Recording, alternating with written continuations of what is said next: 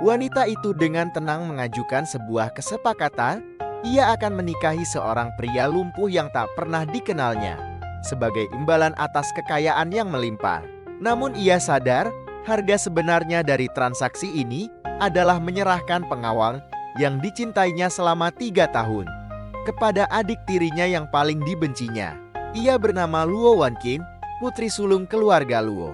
Ayahnya ingin melindungi selir tercinta, Luo Qingyan, agar tidak menikah dengan putra keluargamu yang lumpuh dan menargetkan Wanqing sebagai gantinya. Wanqing setuju dengan 2 syarat, 1 juta tael emas, dan pengawalnya Yan Huaiye harus tetap tinggal dan menjaga Luo Qingyan. Ayahnya terkejut, tetapi demi kebahagiaan Luo Qingyan, ia menyetujui. Wanqing telah menyerah pada Yan Huaiyi karena hatinya sudah mati. 3 tahun lalu, ia memilihnya sebagai pengawal tinggi 7 kakek, ahli bela diri menjadi bayangannya. 1000 malam perlindungan membuatnya jatuh cinta, sampai ia mendengar Yan Huaiyi berkata bahwa Wanqing tak sebanding dengan Luo Qingyan. Hatinya hancur. Rencana balas dendam dimulai di sebuah lelang. Wanqing menggunakan emas ayahnya untuk mengalahkan setiap tawaran Luo Qingyan. Saat Luo Qingyan hampir dipermalukan, pengawal Yan Huaiyi muncul, mengumumkan akan membelikan semua barang yang diinginkan Luo Qingyan, memicu kehebohan seluruh ruangan. Wanqing tak menyadari, pengawal diam-diam itu adalah Yan Huaiyi sendiri. Setelah lelang, di pasar gelap, keributan terjadi. Seorang preman menyerang Wanqing, tetapi Yan Huaiyi secara naluriah melindungi Luo Qingyan, bahkan menabrak Wanqing sampai terluka. Ia mengaku meski diberi kesempatan 100 kali, ia tetap akan menyelamatkan Luo Qingyan karena menyukainya. Kata-kata itu memutuskan harapan terakhir Wanqing. Kembali ke rumah Luo, Wanqing hendak menghukum Yan Huaiyi karena gagal melindungi tuannya. Luo Qingyan muncul melindungi Yan Huaiyi, pura-pura menunjukkan kedekatan mereka. Wanqing secara tidak sengaja menyentuh tangan Luo Qingyan. Malam itu, ia diserang dan dipukuli 99 kali. Sementara itu, Yan Huaiyi hanya dengan luka kecil di lengannya dirawat dengan perhatian hangat oleh Luo Qingyan. Wanqing yakin itu balas dendam Yan Huaiyi. 1 cambukan dibalas 99. Pada pesta ulang tahun Luo Qingyan, Yan Huaiyi lagi-lagi memberikan hadiah mewah atas nama putra Yang, menegaskan hubungan 2 keluarga.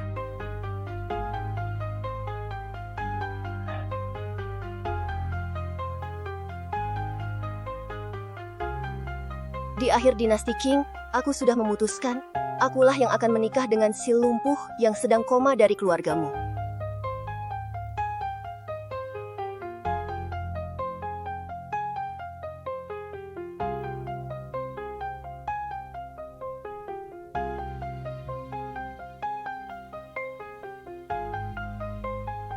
Kamu sudah berpikir matang. Syukurlah, syukurlah. Keluargamu benar-benar mendesak. Dalam setengah bulan, kamu harus menikah dan berangkat ke utara. Katakan pada ayah, gaun pengantin seperti apa yang kamu mau? Ayah akan memanggil semua penjahit terbaik di Jiangnan untuk menjahitkan gaunmu. Ayah, aku menikah menggantikan putri kesayanganmu dari wanita simpanan. Apa kau tak mau memberi sesuatu padaku? Apa maksudmu wanita simpanan? Dia itu adikmu. Neng, aku anak istri sah. Dia anak haram hasil hubunganmu dengan wanita simpanan. Seumur hidup, aku takkan pernah mengakuinya sebagai saudara. Nyik!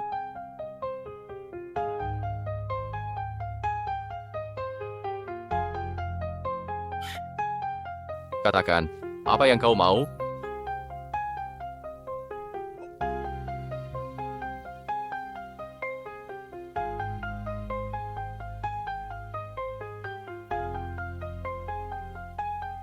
Aku ingin 100.000 tael emas. 1.000.000 tael emas? Kau benar-benar sudah gila. Apa kau tahu? 100.000 tael emas itu berarti menguras seluruh kekayaan keluarga Luo. Lalu, setelah aku menikah, kirim Yan Huaiyi untuk menjaga putri kesayanganmu dari wanita simpanan itu. Yan Huaiyi?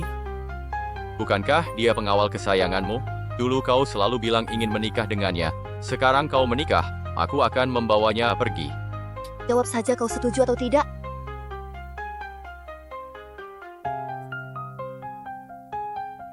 Baik. Baik, pada hari kau menikah ke utara, kedua permintaanmu akan langsung aku wujudkan. Putra mahkota keluargamu dulu begitu mulia, aku pun buru-buru menjodohkan dua keluarga. Aku ingin Yan Yan mendapat jodoh yang baik. Siapa sangka putra mahkotamu tiba-tiba lumpuh. Untung kau juga putriku. Kalau kau menikah ke sana, Yan Yan tak perlu sengsara.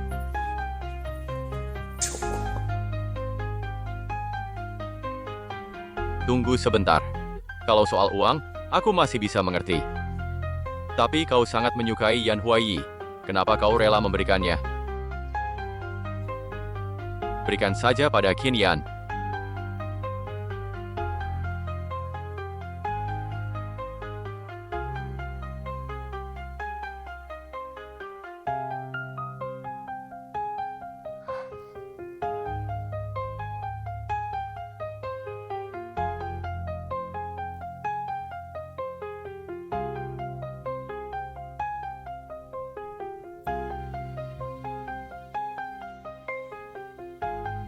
Anak baik.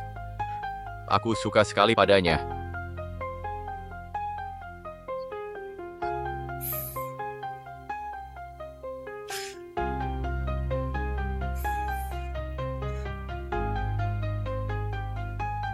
Bukankah tadi kau tanya, kenapa aku tega memukulnya? Karena dia sama seperti kau, menyukai Luo Qingyan.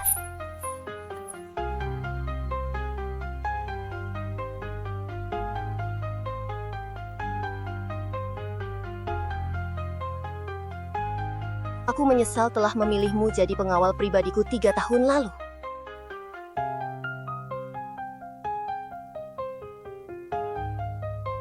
Menjadi pengawal pribadiku tidak mudah. Harus bertinggi 7 kaki dan jago bela diri.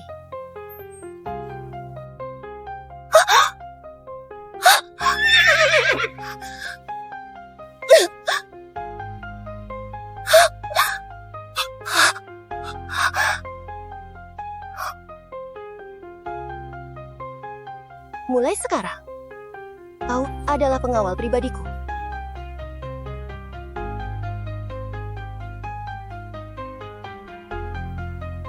Yan Huaiyi, gendong aku naik.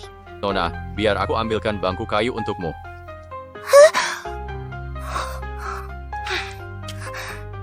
Yan Huaiyi, aku takut sekali sama gelap. Malam ini, boleh nggak aku tidur di sini sama kamu?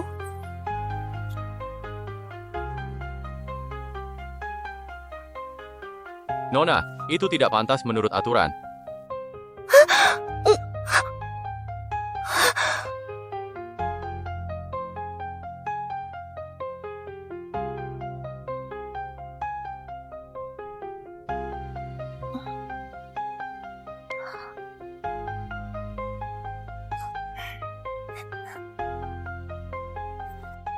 Yan Huaijin, tolong aku.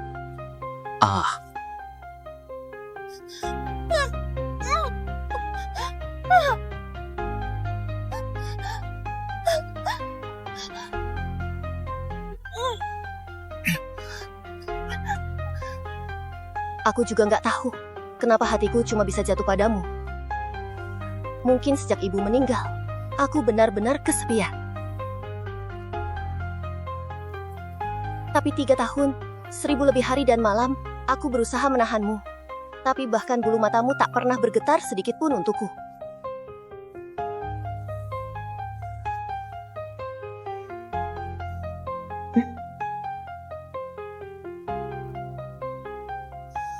Aku kira kamu memang terlahir dingin. Sampai hari itu datang.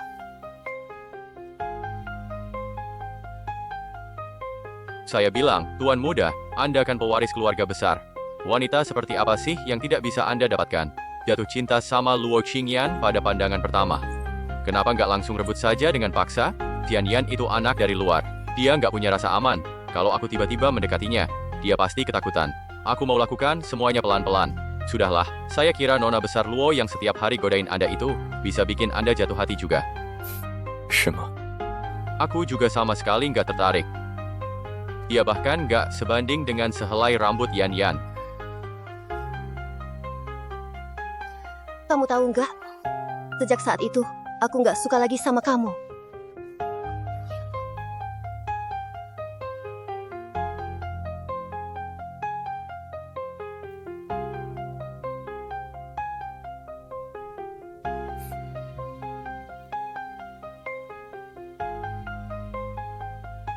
Nona, ada apa mencariku? Yan Huai, kamu selalu begini. Lihat lukisan Luo Qingyan saja bisa bergetar. Tapi kalau di depan aku, seperti biksu yang suci, nggak punya keinginan apapun. Nona, kalau nggak ada urusan silakan keluar. Aku mau istirahat. Besok di Juzenge ada lelang. Kamu temani aku ke sana. Aku sedang nggak enak badan. Baik, aku mengerti.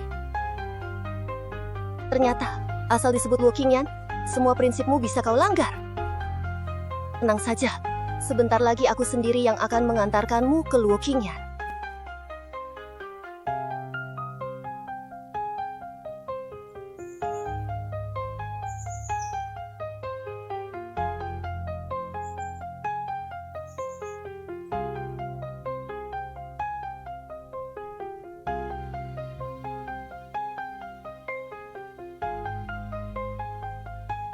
Ada apa ini? Biasanya semuanya berjalan seperti biasa.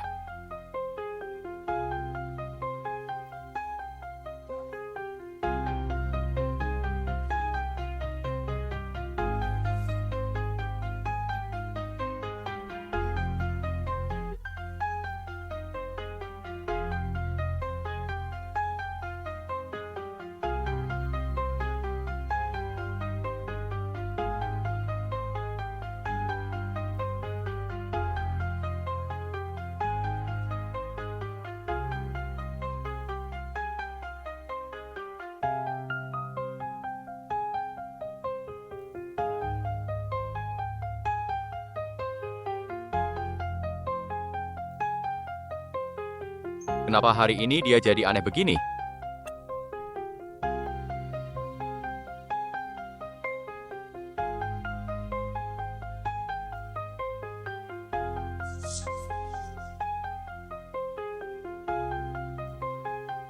Menurut saya, tarian ini tetap nggak bisa menandingi tarian Nona Luo.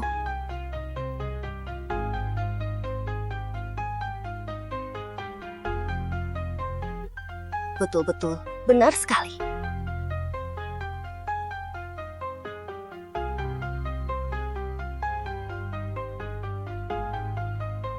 Kakak, kebetulan sekali. Kakak juga datang ke acara lelang ini. Jangan sentuh aku. Kak Huai, aku cuma ingin lebih dekat dengan kakak saja. Kak Huai, katanya waktu aku sakit demam dan ingin makan kue kacang merah itu. Kakak yang rela menerjang hujan deras di tengah malam hanya demi membelikan dan mengantarkannya ke rumah Luo untukku. Sayangnya waktu itu demamku cukup parah. Beberapa hari ini juga masih harus beristirahat. Jadi aku belum sempat berterima kasih pada kakak. Nona kedua terlalu sungkan. Itu hanya kebetulan saja. Kebetulan, hari itu kau menghilang selama 3 jam penuh. Lalu pulang-pulang basah kuyup. Itu yang kau sebut kebetulan? Kalau begitu, aku juga harus pikirkan baik-baik. Bagaimana caranya menjamu kakak dengan sebaik mungkin. Terserah Nona kedua saja mengaturnya. Nanti ajak kakak juga ya. Aduh, kakak, kenapa wajahmu tampak begitu lesu? Padahal yang lagi sakit itu aku kan? Kita memangnya sedekat itu.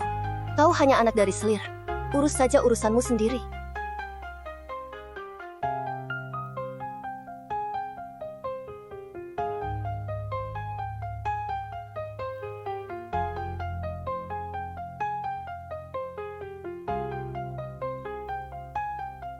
Para tamu yang terhormat, acara lelang kita akan segera dimulai. Kak Huai, ada apa dengan kakak? Tidak apa-apa, ayo kita ikut ke sana juga.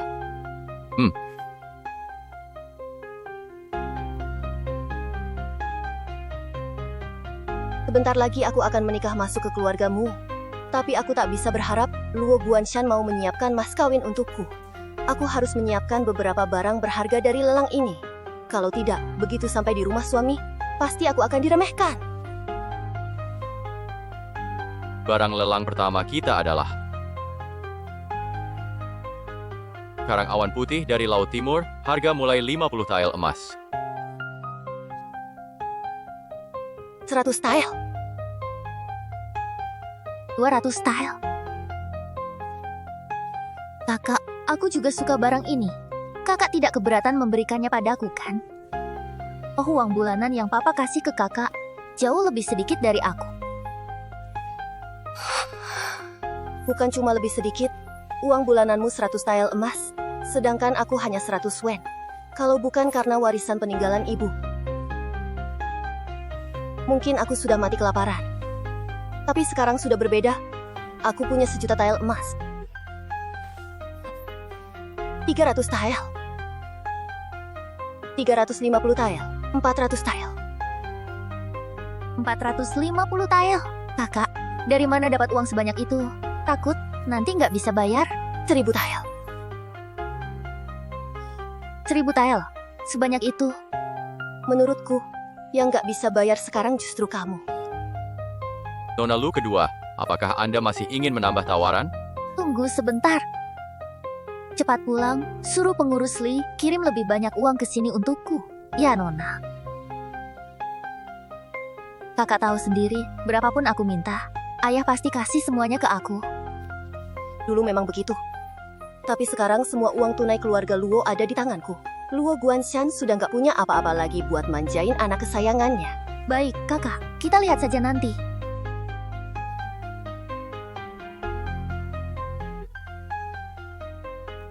Nona, Apa?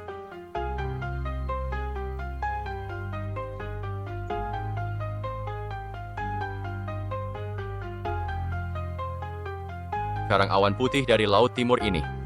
Tunggu sebentar.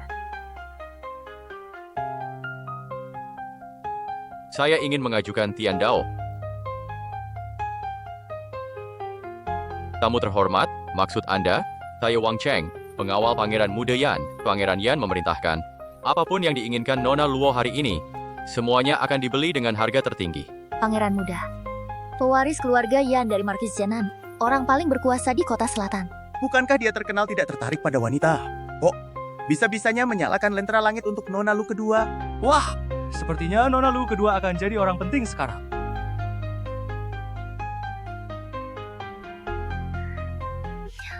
Bolehkah aku tahu di mana Pangeran Muda Yan? Bisakah aku berterima kasih langsung pada beliau? Pangeran Muda Yan belum bisa muncul sekarang. Nanti saat waktunya tiba, beliau pasti akan menemui Anda.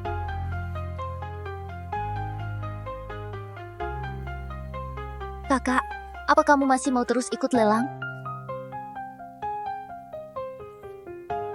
Aku lupa, Pangeran Yan sudah menyalakan lampion langit khusus untukku. Kalau kakak terus menawar, bisa-bisa seluruh hartamu habis tak bersisa. Siapa sih yang nggak tahu? Keluarga Yan itu paling kaya di seluruh bagian selatan kota.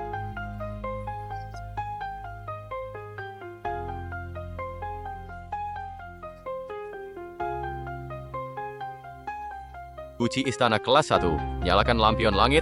Gading Mammoth, nyalakan lampion langit. Batu geokristal es, lampion langit dinyalakan. Mutiara malam kualitas terbaik, harga mulai lelang, 200 tile emas. Nyalakan lampion langit. Pangeran Yan, apa kau tak sisakan satupun barang lelang untuk orang lain? Maaf Nona Luo, semua ini hadiah dari Pangeran Yan untuk Nona Luo yang kedua. Dia cuma ingin Nona Luo yang kedua bersenang-senang di lelang hari ini. Soal yang lain, itu tak masuk dalam pertimbangannya. Yan Huayi, kau benar-benar luar biasa. Benar-benar luar biasa.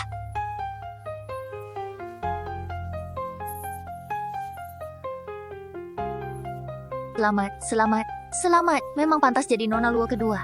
Hei ya.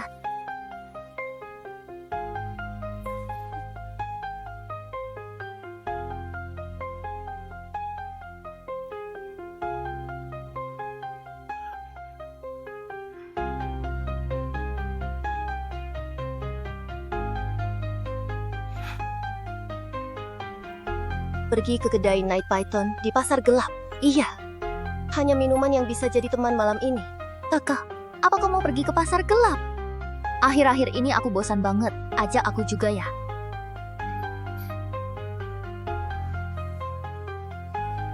Tidak boleh.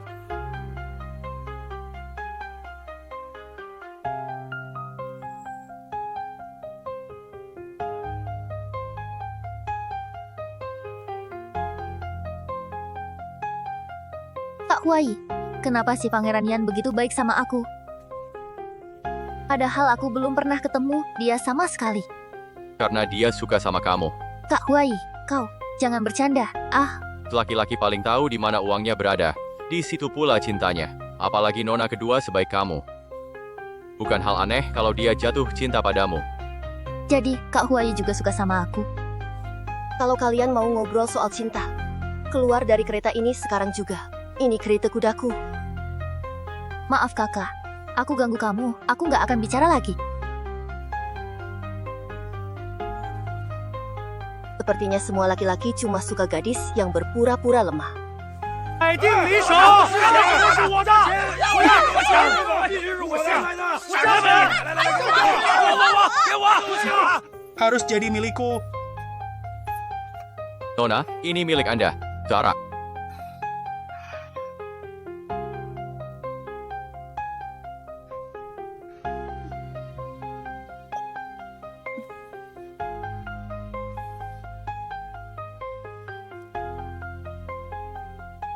Nona kedua. Minuman.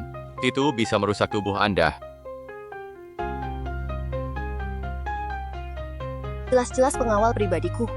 Tapi sekarang malah selalu berada di sisi Luo Qingyan. Nona Lu, izinkan saya menawari Anda segelas minuman. Sudah lama saya ingin kenal dengan Nona Lu. Wajah Anda ternyata memang jauh lebih cantik dari cerita orang. Iya, jangan malu. Sudah sampai di sini juga. Ngapain? Masih jaim begitu. Betul. Jangan pergi dong. Pergi sana. Aduh. Yang Huai, hehe.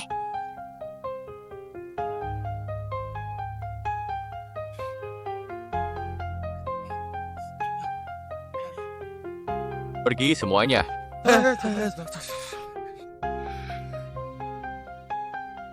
Orang yang nggak tahu, mungkin mengira kau pengawal pribadinya. Maaf, aku tidak melihat. Nggak lihat. Atau memang kau tak mau melihat? Nona, Anda sudah terlalu banyak minum. Tenang saja, sebentar lagi aku menikah. Jadi aku bisa melindungi Luo Qingyan sesuka hatiku. Akhirnya acara yang paling dinanti para tamu tiba juga. Black Whirlwind lawan Red Flame. Taruhan dibuka sekarang.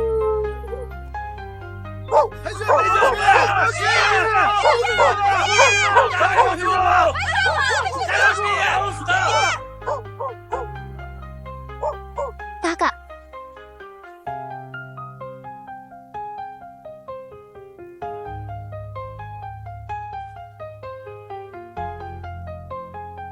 Yan, hati-hati.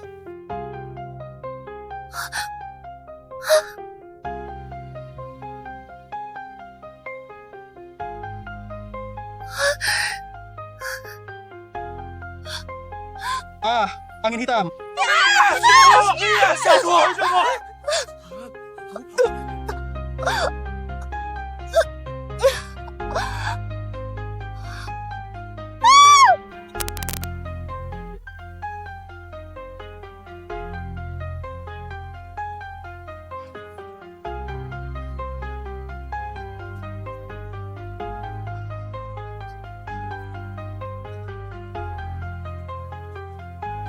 Kakak Huai, jelas kau adalah pengawal kakak.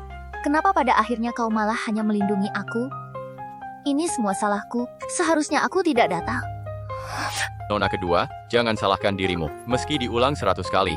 Aku tetap akan memilih menyelamatkanmu lebih dulu. Kenapa? Karena aku mencintaimu.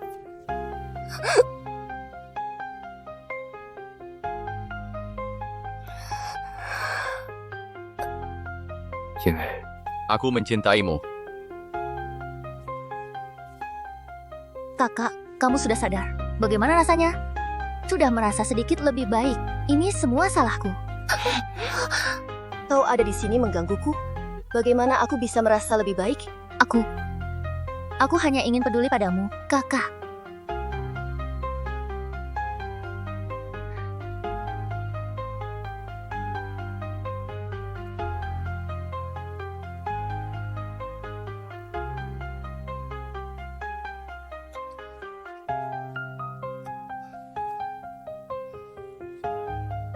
Nona besar, situasinya waktu itu sangat gawat, aku tidak sempat bereaksi. Mohon jangan salahkan nona kedua. Hal seperti ini tak akan pernah terulang lagi.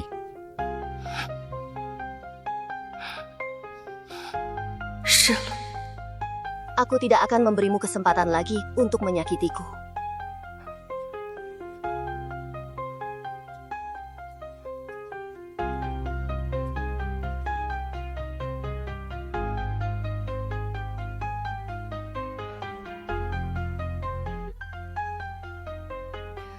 Pergi panggil Yan Huai ke sini.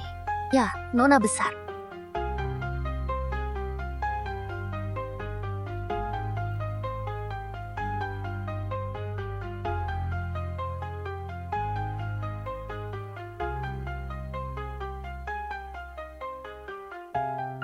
Yan Huai, sebagai pengawalku, kau gagal melindungi tuanmu. Aku akan menghukummu. Kau tak ada keberatan, kan? Tuan muda yang begitu terhormat ini mungkin tak pernah menyangka suatu hari akan ada yang berani menjatuhkan hukuman keluarga padanya. Nah, dia adalah putra tunggal keluarga Yan, sang marsekal selatan yang termasyhur. Biasanya, semua orang berlomba-lomba untuk mendekatinya. Siapa yang berani menyentuh selai rambutnya saja, tapi sekarang aku akan mencambuknya. Yan Huai, kau ternyata ragu. Kau sebenarnya bisa saja pergi, tapi kau malah ragu. Semua itu hanya demi Luo Qingyan, demi bisa tetap di sisiku, demi terus mendekati Luo Qingyan. Saya tidak keberatan. Berlutut.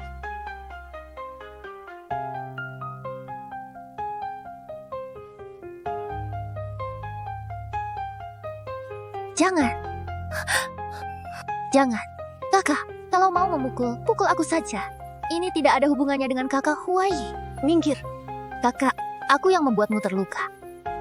Kalau mau menghukum, hukum saja aku. Nona kedua, ini tidak ada hubungannya denganmu. Hei,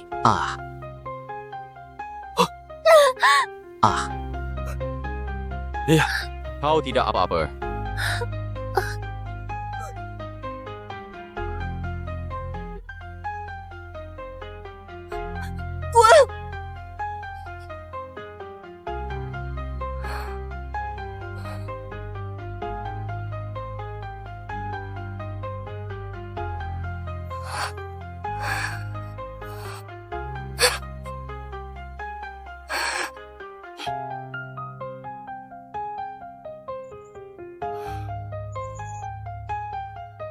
Begitu aku menikah dan pindah ke kota utara, aku takkan pernah lagi melihat orang-orang dan pemandangan kota selatan. Tapi, apa yang sebenarnya pantas dirindukan dari orang-orang di sini?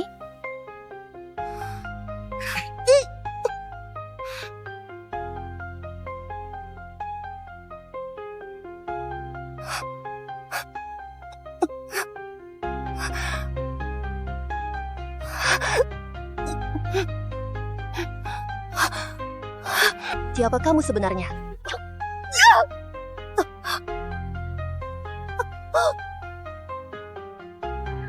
Seseorang yang seharusnya tidak kau buat marah.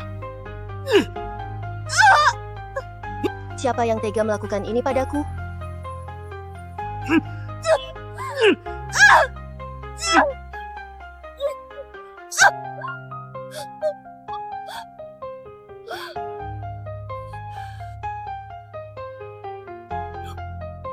Anda tadi memerintah saya, bukan?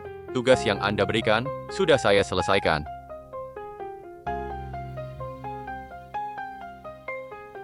Yan Huai yang menyuruh orang memukulku. Hanya gara-gara aku. Tanpa sengaja aku mencambuk Luo Qingyan 1 kali. Dia malah menyuruh orang membalas dengan 99 cambukan untukku. Antar dia ke rumah tabib.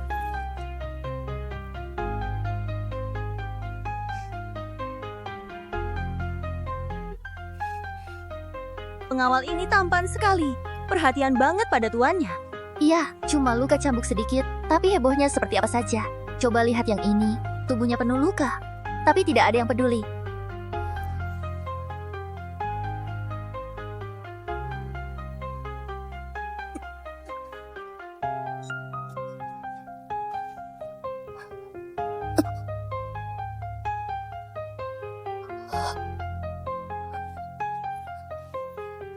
Kenapa? Meski sudah memutuskan untuk melepaskan, hati ini masih terasa sakit seperti ini.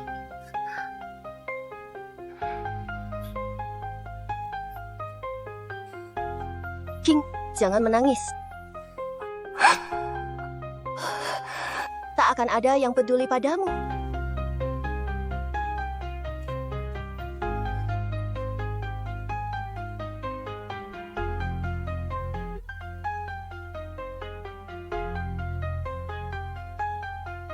Besok pesta ulang tahun Yanyan.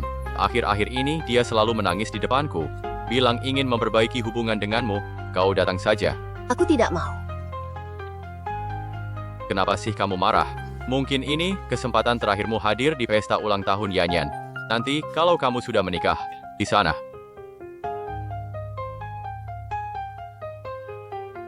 Menurutmu aku akan pergi? Aku akan pergi. Baiklah. Kalau begitu, seperti yang kau inginkan.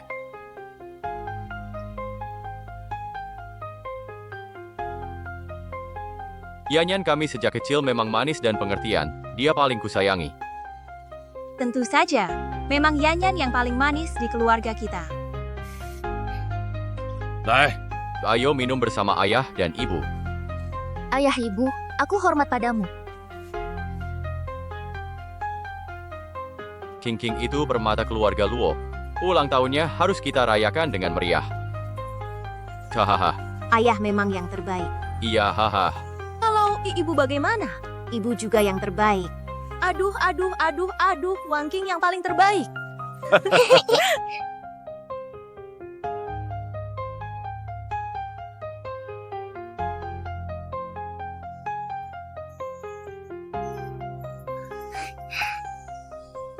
Kakak sudah datang.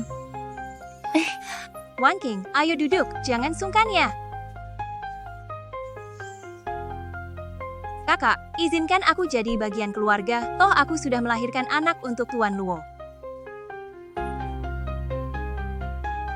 Luo Guanshan, dulu kau memohon pada ayahku agar aku dinikahkan denganmu, bahkan berjanji pada keluarga Jiangku. Sehidup semati hanya berdua. Tapi sekarang anak dari perempuan luar itu cuma setengah tahun lebih muda dari anakku Wan Qing. Kakak, jangan salahkan Luo Lang, ini semua salahku. Aku yang tidak bertanya padamu.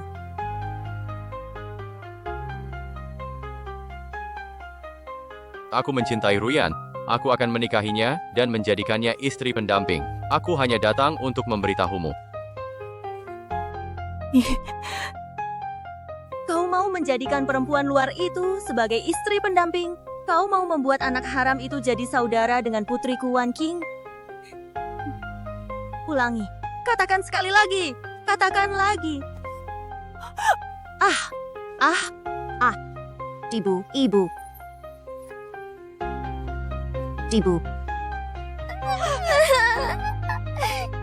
Ibu.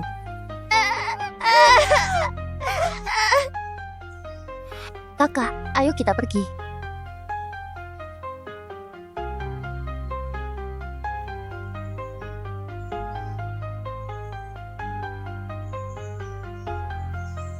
Yanyan, hari ini banyak sekali putra bangsawan yang datang.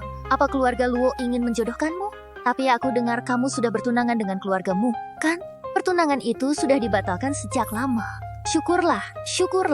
Walaupun keluargamu sangat berpengaruh di utara. Tapi calon suaminya lumpuh. Kalau kau menikah dengannya, kau akan hidup seperti janda. Yanyan, lihatlah. Hari ini banyak sekali putra bangsawan yang datang. Cepat bilang, pria seperti apa yang kau suka? Iya, bilang dong. Ini tipe yang aku suka. Pertama, dia harus benar-benar mencintaiku, bahkan ingin mengukir namaku di dalam hatinya. Kedua, ku dengar di tebing Wang Yue ada bunga berduri yang hanya muncul 1000 tahun sekali. Dia harus memetikannya untukku. Dan yang ketiga, Putra mahkota Yan datang membawa hadiah.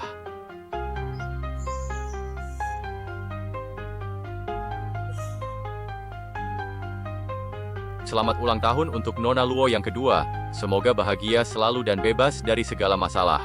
1 set perhiasan rambut berhiaskan ruby, sepasang gelang giok hijau imperial, sepasang yurui kualitas terbaik, dan sebuah lukisan 100 burung menghadap Phoenix. perhiasan ruby ini adalah impian semua putri bangsawan. Dan yang ini, giok hijau imperial. Gelang gioknya benar-benar langka. Giok Ruyi ini, setahuku sudah lama hilang dari peredaran. Lukisan 100 burung menyambut Phoenix ini. Itu mah karya agung Master Wuxi. Nilainya tak terhingga. Semua hadiah ini dari putra mahkota Yan. Aku dengar di lelang kemarin, putra mahkota Yan menyalakan lentera langit untuk Nona Luo kedua. Sekarang dia mengirim hadiah-hadiah berharga ini secara khusus. Sepertinya Nona Luo kedua akan segera mendapatkan status tinggi. Aduh. King Yan, terima kasih banyak pada putra mahkota Yan. Nona Luo, putra mahkota bilang, tak perlu sungkan dalam urusan apapun. Aduh, Tuan Muda Yan benar-benar membuat Yanyan kami tersanjung. Benar, mendapat perhatian putra mahkota Yan adalah keberuntungan bagi putri kami. Tuan dan Nyonya Luo, tak perlu sungkan. Kita satu keluarga, tak perlu bicara seolah berbeda. Oh, satu keluarga. Satu keluarga. Dari kata-kata pengawal Wang tadi, apa putra mahkota Yan berniat menikah dengan keluarga Luo? Betul, lihat saja Nona Luo kedua, benar-benar dikelilingi kasih sayang semua orang. Tapi kalau lihat Nona Luo pertama, padahal dia keturunan asli. Kecantikan dan keanggunannya juga tiada tanding. Benar, tapi sayangnya dia tidak pernah dipedulikan.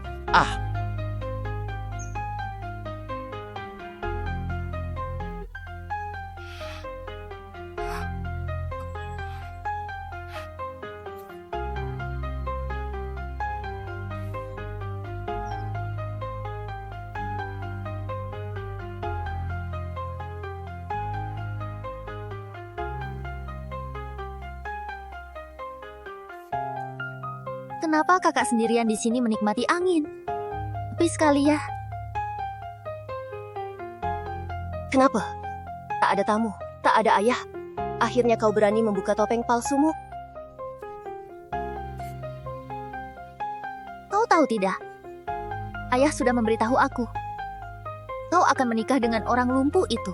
Haha, dulu ibumu kalah dari ibuku. Sekarang kau pun tetap kalah dariku.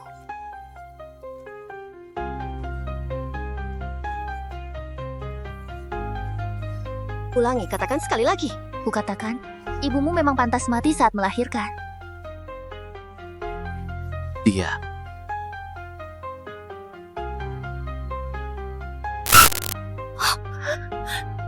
Jangan, kakak, jangan.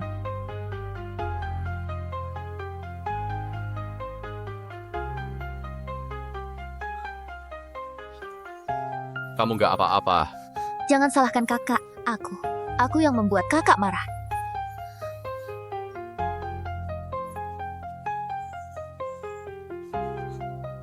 Yanyan, kamu nggak apa-apa? Cepat, biar ibu lihat. Aku nggak apa-apa, Bu. Asal kakak bisa tenang, meski aku harus ditampar lagi pun tak apa.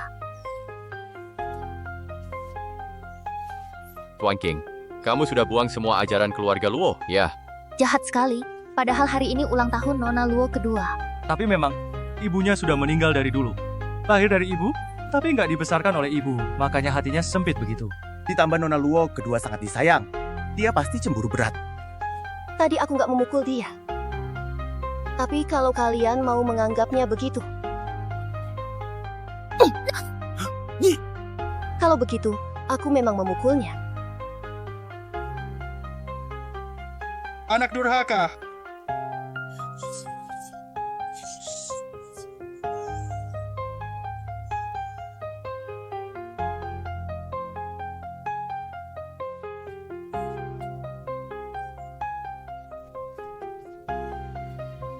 Nona besar. Kenapa? Aku tampar dia sekali. Apa kamu mau balas aku dengan 99 tamparan? Apa maksudnya itu? Jangan-jangan dia tahu soal kejadian terakhir. Nona besar, kamu sudah punya segalanya. Kenapa masih harus menindas Nona kedua? Katanya aku sudah punya segalanya. Apa yang aku punya? Begitu dia datang, ibuku marah dan meninggal saat melahirkan. 2 nyawa sekaligus hilang. Begitu dia masuk rumah Luo, dia rebut kamar yang ibuku siapkan buat aku, ambil baju, perhiasan, ayah, semuanya dirampas. Bahkan setelah ibu pergi, satu-satunya teman yang aku punya, Xiao Di, juga diambil dan disiksa sampai mati oleh dia. Xiao Di cuma seekor burung. Tidak mungkin. Nona kedua paling suka burung. Lagian, aku dengar nona kedua justru yang hidupnya susah. Mau percaya atau enggak, terserah. Nona besar. Saya mau istirahat beberapa hari. Terserah.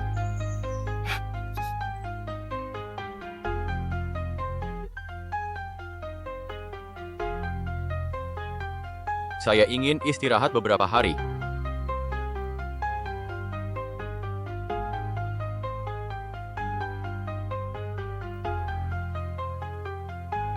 Kalau Tuan tahu, pasti bakal marah besar. Namun,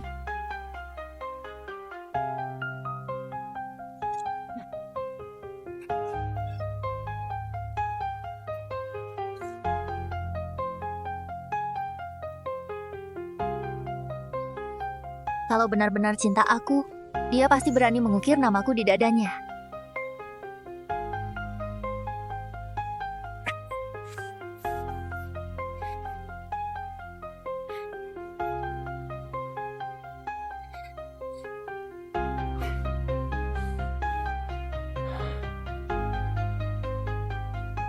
pergi ke tebing Wang Yu. Tidak bisa, Tuan Muda. Tempat itu sangat berbahaya. Darahmu aja masih belum berhenti sekarang. Katanya di tebing Wang Yu ada bunga duri yang sangat langka. Dia harus petik buat aku. Pergi sekarang juga.